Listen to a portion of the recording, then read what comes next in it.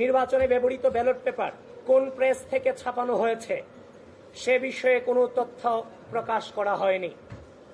অনিরাপদ ছাপাখানা থেকে ফাঁস হওয়া নকল ব্যালটের মাধ্যমে ভোট কারচুপির অভিযোগ ইতিমধ্যেই এসেছে।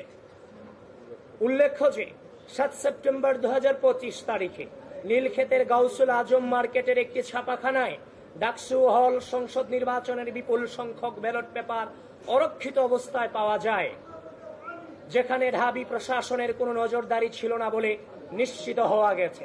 আমরা নির্বাচনের দিন যখন এই ছবি পেয়েছি আমরা বিশ্বাস করতে চাইনি।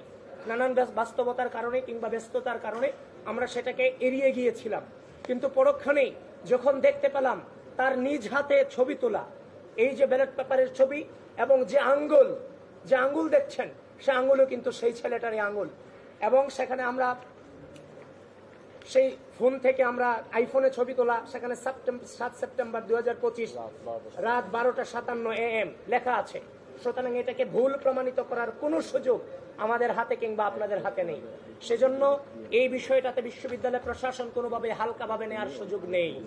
বিশ্ববিদ্যালয় প্রশাসনকে এই ব্যাপারে জোরালোভাবে তাদের অবস্থান এই জাতির সামনে এবং বিশ্ববিদ্যালয়ের সামনে তুলে ধরতে হবে।